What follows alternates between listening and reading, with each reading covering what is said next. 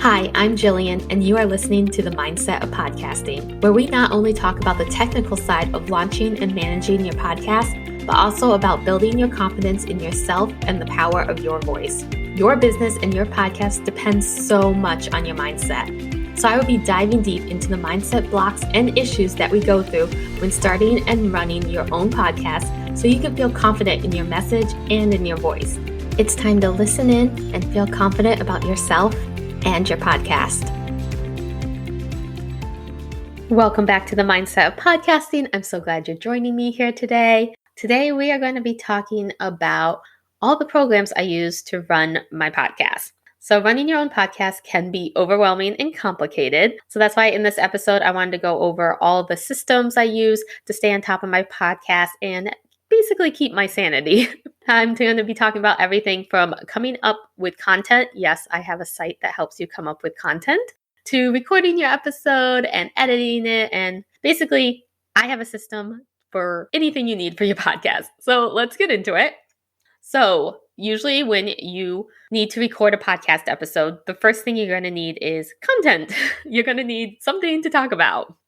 Well, if you are getting stuck on what to talk about or to come up with new topics for each episode, go check out answerthepublic.com. This is a website where you basically type in your topic. So, for example, the topic of my podcast is podcasting.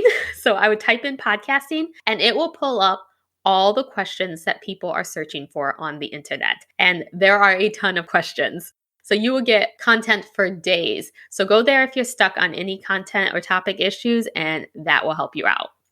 Next, once I have my content ideas, I go to Trello. Trello is an organizational system, I guess is what you would call it. But this is basically where I keep all my episodes, the topics they're going to be about, what guest I have coming on, the dates that each episode comes out. It even has a checklist so I can keep track and make sure I'm editing and recording and naming the podcast and everything. I use Trello with all of my clients. It's super easy to use. It's free. I think for up to 10 boards, it's free.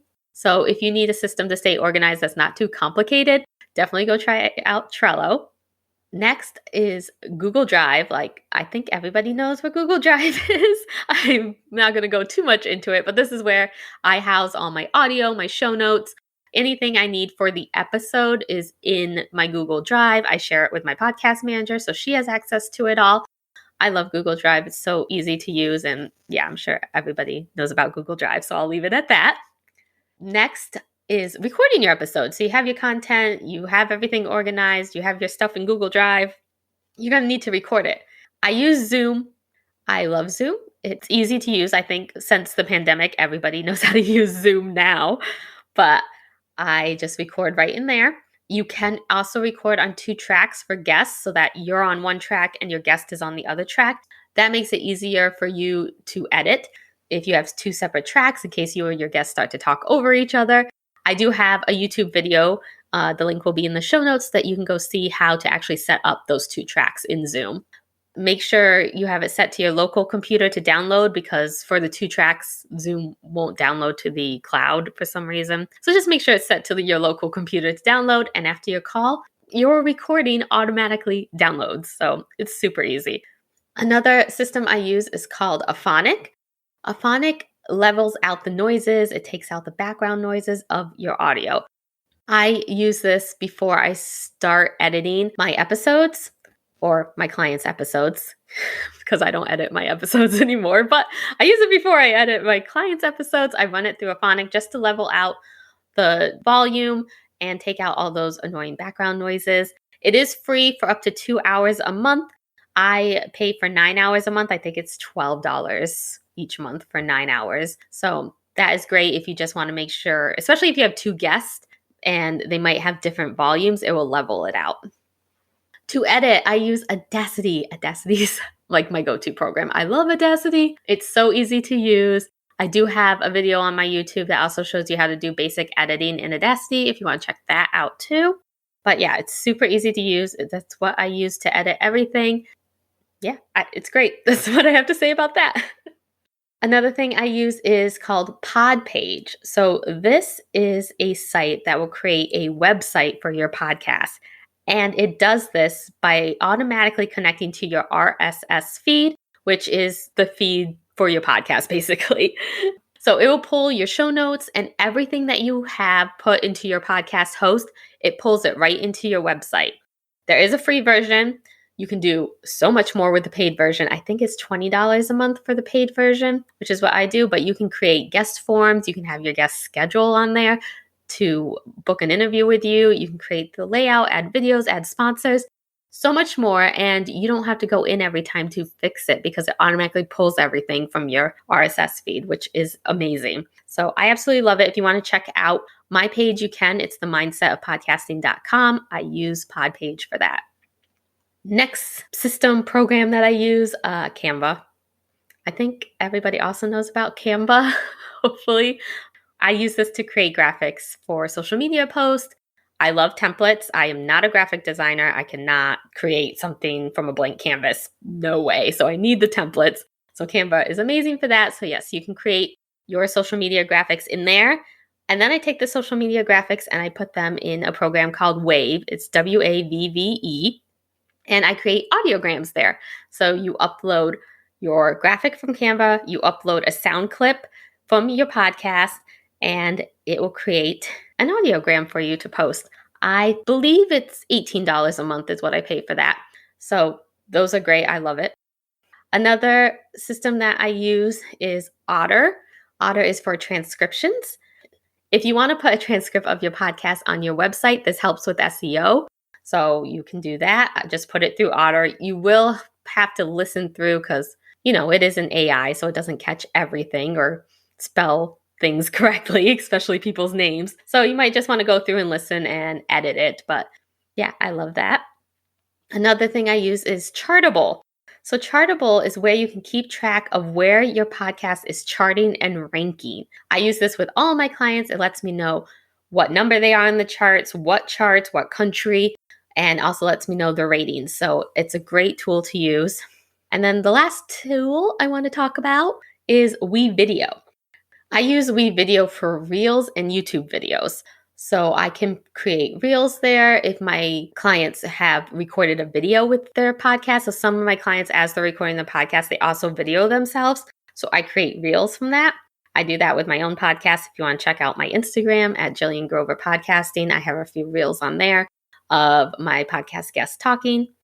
I also do YouTube videos in there. So even if my clients haven't recorded, I can put a picture up and then put the recording over it and put that up on YouTube. I believe it's about $16 a month for WeVideo. So some of these programs are going to cost you some money. Some are free. Depends on how in-depth you want to go with your podcast. But these are the tools, systems, programs that I use for my podcast, and I absolutely love them. Once I find something that works, I like to stick with it. So I'm not really one to go out and look into new programs unless they are like super, super highly recommended by somebody I know.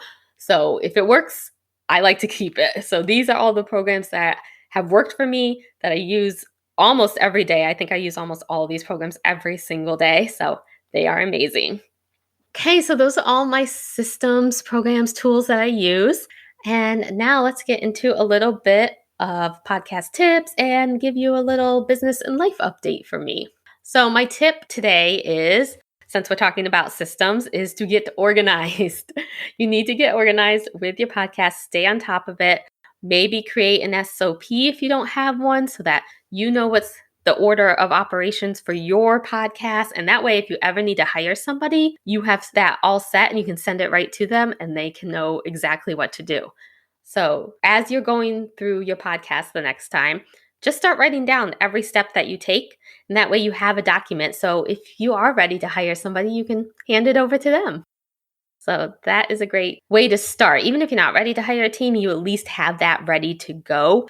That will help. So getting organized will keep your sanity and your peace of mind and make sure that you're on top of your podcast and get an episode out every week. So business update. I am in the process of forming an agency, actually. I have a few team members right now. I have 3 team members on my team who help me out with my current clients, and I am ready to move to the next step. You just get to a point where you personally can't take on any more clients because you're too busy. So in order to grow, I need to grow my team. And that looks like, to me, is growing an agency. So I'm super excited for this next step. That is going to be my focus in April and May, and I'm hoping to announce it by the beginning of June. So super excited about that. And a life update. So I am turning 38 next week.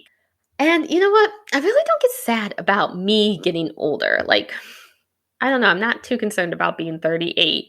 It's actually my kids' birthdays that make me sad. Like when my kids get older, that's what makes me sad. My age doesn't matter, but my kids getting older, that makes me super sad.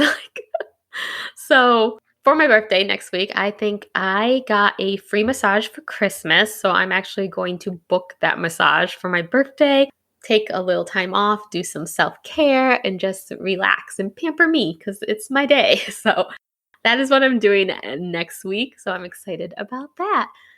So I want to thank you so much for tuning in today. If you have any systems that you absolutely love for your podcast, please let me know. You can email me at jillian@jilliangrover.com or send me a DM on Instagram at Jillian Grover Podcasting. Those are the two places I mostly hang out, my email and Instagram. So those are the best ways to get a hold of me. And I'd love to hear what you use to help stay organized or help keep you on track with your podcast. And I will talk with you next week. Thank you so much for listening to this episode. Your support means the world to me.